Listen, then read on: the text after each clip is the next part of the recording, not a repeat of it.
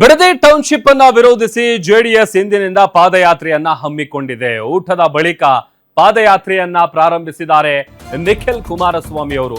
ನಿಖಿಲ್ ಕುಮಾರಸ್ವಾಮಿ ನೇತೃತ್ವದಲ್ಲಿ ಪಾದಯಾತ್ರೆ ನಡೀತಾ ಇದೆ.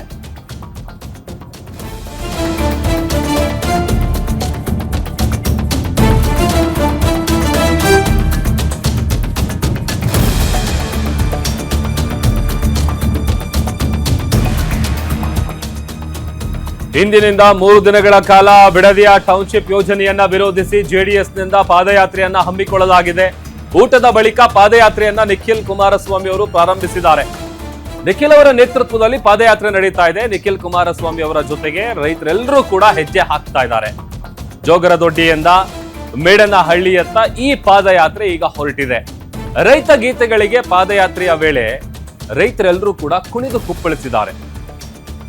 ಬಿಡದಿಯ ಟೌನ್ಶಿಪ್ ಯೋಜನೆಯನ್ನ ವಿರೋಧಿಸಿ ಮಾಡ್ತಾ ಇರುವಂತಹ ಒಂದು ಪಾದಯಾತ್ರೆ ಇದು. ಆ ಪಾದಯಾತ್ರೆಯಲ್ಲಿ ಸಾಕಷ್ಟು ಸಂಖ್ಯೆಯಲ್ಲಿ ರೈತರೆಲ್ಲರೂ ಕೂಡ ಜೊತೆಯಾಗಿ ಹೆಜ್ಜೆ ಹಾಕ್ತಾ ಇದ್ದಾರೆ.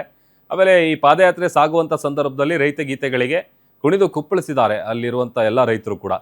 ಸೊ ಊಟ ಎಲ್ಲ ಆದ ನಂತರದಲ್ಲಿ ಮತ್ತೆ ಎಗೇನ್ ಈಗ ನಿಖಿಲ್ ಕುಮಾರಸ್ವಾಮಿ ಅವರ ನೇತೃತ್ವದಲ್ಲಿ ಈ ಒಂದು ಪಾದಯಾತ್ರೆ ನಡೀತಾ ಇದೆ. ಇಂದಿನಿಂದ 3 ದಿನಗಳ ಕಾಲ ಪಾದಯಾತ್ರೆಯನ್ನ ಹಮ್ಮಿಕೊಂಡಿರೋದು ಜೆಡಿಎಸ್ನಿಂದ.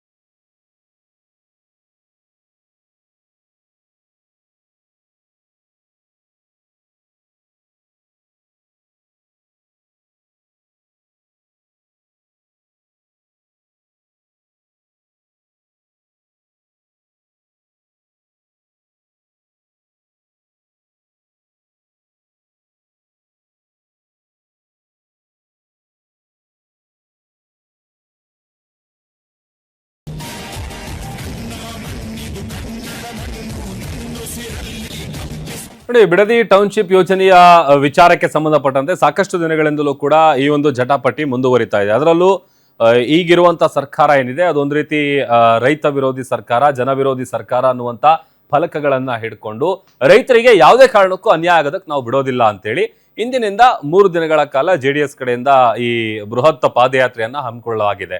ಸೊ ಅದೇ ರೀತಿಯಾಗಿ ಇವತ್ತು ಆ ಒಂದು ಪಾದಯಾತ್ರೆಯನ್ನ ಉದ್ಘಾಟನೆ ಮಾಡಿದ ನಂತರದಲ್ಲಿ ಊಟದ ಬಳಿಕ ಈಗ ನಿಖಿಲ್ ಕುಮಾರಸ್ವಾಮಿ ಅವರ ನೇತೃತ್ವದಲ್ಲಿ ರೈತರೆಲ್ಲರೂ ಕೂಡ ಹೆಜ್ಜೆ ಹಾಕ್ತಾ ಇದ್ದಾರೆ. ಜೊತೆಗೆ ಸಾಕಷ್ಟು ವಿಚಾರಗಳನ್ನ ಉಲ್ಲೇಖ ಮಾಡಿರುವಂತ ನೇಮ್ ಪ್ಲೇಟ್ಸ್ಗಳೇನಿದೆ ಆ ಫಲಕಗಳನ್ನ ಹಿಡ್ಕೊಂಡು ಪಾದಯಾತ್ರೆಯಲ್ಲಿ ಸಾಕಷ್ಟು ಸಂಖ್ಯೆಯಲ್ಲಿ ರೈತರೆಲ್ಲರೂ ಕೂಡ ಹೆಜ್ಜೆ ಹಾಕ್ತಾ ಇದ್ದಾರೆ. ಅದರಲ್ಲಿ ಪ್ರಮುಖವಾಗಿ ರೈತರಿಗೆ ಯಾವುದೇ ಕಾರಣಕ್ಕೂ ಅನ್ಯಾಯ ಆಗೋದಕ್ಕೆ ಬಿಡೋದಿಲ್ಲ. ಮತ್ತೊಂದು ಕಡೆ ಈ ಒಂದು ಪಾದಯಾತ್ರೆಯ ವಿಚಾರಕ್ಕೆ ಸಂಬಂಧಪಟ್ಟಂತೆಯೇ ಬೇರೆ ಬೇರೆ ಭಾಗದಿಂದ ಎಲ್ಲ ಕೂಡ ರೈತರು ಕೂಡ ಬಂದು ಕೈ ಜೋಡಿಸ್ತಾ ಇರೋದು. ಅದರಲ್ಲೂ ದೊಡ್ಡ ಮಟ್ಟದಲ್ಲಿ ರೈತರು ಈ ಯಾವುದೇ ಕಾರಣಕ್ಕೂ ಅನ್ಯಾಯ ಆಗಬಾರ್ದು, ಅವರ ವಿರುದ್ಧ ಸರ್ಕಾರ ನಡ್ಕೊಳ್ತಾ ಇದೆ, ಈ ಒಂದು ಯೋಜನೆಯನ್ನ ನಾವು ವಿರೋಧಿಸ್ತಾ ಇದ್ದೀವಿ ಅನ್ನುವಂಥ ಸಂದೇಶವನ್ನು ನೀಡುವಂತ ನಿಟ್ಟಿನಲ್ಲಿ ದೊಡ್ಡ ಮಟ್ಟದಲ್ಲಿ ಜೆಡಿಎಸ್ ಕಡೆಯಿಂದ ಈ ಬೃಹತ್ ಪಾದಯಾತ್ರೆಯನ್ನ ಹಮ್ಮಿಕೊಳ್ಳಲಾಗಿದೆ. ಅದಕ್ಕೆ ಸಂಬಂಧಪಟ್ಟಂತ ಕಟೌಟ್ಗಳಾಗಿರ್ಬೋದು, ಪೋಸ್ಟರ್ಗಳಾಗಿರ್ಬೋದು, ಆ ಪಾದಯಾತ್ರೆ ಸಾಗುವಂತ ಇಡೀ ಮಾರ್ಗದೆಲ್ಲ ಕಡೆ ಕೂಡ ಜೆಡಿಎಸ್ನ ಬಾವುಟ ಜೊತೆಗೆ ಒಂದಷ್ಟು ನಾಮಫಲಕಗಳನ್ನ ಪ್ರದರ್ಶನ ಮಾಡಿಕೊಂಡು ಪಾದಯಾತ್ರೆ ಸಾಗ್ತಾ ಇದೆ. ನಮ್ಮವರು ಸದನದಲ್ಲಿ ಅವ್ರು ಏನೇನು ಪ್ರಶ್ನೆ ಇಡ್ತಾರೆ ಎಲ್ಲದಕ್ಕೂ ಉತ್ತರ ಕೊಡ್ಲಿಕ್ಕೆ ತಯಾರಾಗಿದ್ದಾರೆ. ತಪ್ಪು ಮಾಡಿರ್ಕೊಂಡಿರೋರು ಅವರು, ಹಠ ಮಾಡ್ಕೊಂಡು ಲೂಟಿ ಹೊಡಿಯಕ್ಕೆ ಹೊರಟಿರೋರು ಅವರು. ಅವರಿಗೆ ಅಷ್ಟು ದಿಮಾಕ್ ಇರಬೇಕಾದ್ರೆ ನಮ್ಮವರು ಮಾತಾಡೋದಕ್ಕೆ ಎಲ್ಲ ರೆಕಾರ್ಡ್ ರೆಡಿ ಮಾಡ್ಕೊಂಡಿದ್ದಾರೆ, ಮಾತಾಡ್ತಾರೆ. ಯಾವ ಆಧಾರದ ಮೇಲೆ 3 ಕೋಟಿ ಅಂದ್ರೆ ಈಗ ಮೊದಲು 2 ಕೋಟಿ ಚೆಕ್ ಕೊಟ್ಟು ಈಗ 3 ಕೋಟಿ ಅಂತ ಯಾಕೆ ಹೇಳ್ತಾ ಇದ್ದಾರೆ? ಇದೇನು ಇದು ರಿಯಲ್ ಎಸ್ಟೇಟ್ ವ್ಯಾಪಾರ ತಾನೇ ಇದು? 2 ಕೋಟಿಯಿಂದ 3 ಕೋಟಿ ಹೇಳಿ ಸೇರಿಸಿರೋದು ಇವತ್ತು ರಿಯಲ್ ಎಸ್ಟೇಟ್ಗೆ ತಾನೇ ಮಾಡ್ತಾ ಇರೋದು. ಈಗ ಮಾಡಬೇಕಾದ್ರೆ ಪೂರ್ವ ಸಿದ್ಧತೆ ಮಾಡಿದೆ, ಯಾವ ರೇಟನ್ನು ನಿಗದಿ ಮಾಡಬೇಕು ಅನ್ನೋದನ್ನು ಮೊದಲು ಮಾಡಿದೆ. ಈಗಾಗಲೇ ಕೆಲವರಿಗೆ 2 ಕೋಟಿ ಚೆಕ್ ಕೊಡ್ತೀವಿ ಅಂತೇಳಿ ಗೌರ್ಮೆಂಟ್ ಜೀವೋ ಇಶ್ಯೂ ಮಾಡವ್ರೆ. ಈಗ ಜೀವೋ ಇಶ್ಯೂನ ತಿರಸ್ಕಾರ ಮಾಡ್ಕೊಂಡು ಏಕಾಂಗಿಯಾಗಿ 3 ಕೋಟಿ ಇವತ್ತು ಘೋಷಣೆ ಮಾಡಿರೋದು ಇತಿಹಾಸದಲ್ಲಿ ಎಲ್ಲಾದರೂ ಇದೆಯಾ? ಈ ಥರ ಕೊಡ್ತೀನಿ ಅಂತ ಹೇಳಿರೋದು. ಇವರು ಮುಖ್ಯಮಂತ್ರಿ ಅಂತ ಕರಿತೀರ?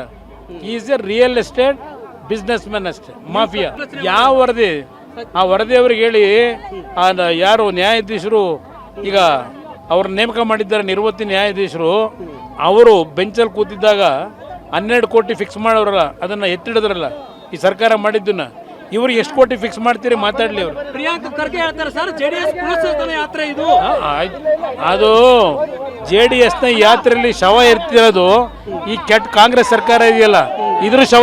ನಮ್ಮವರು ಸದನ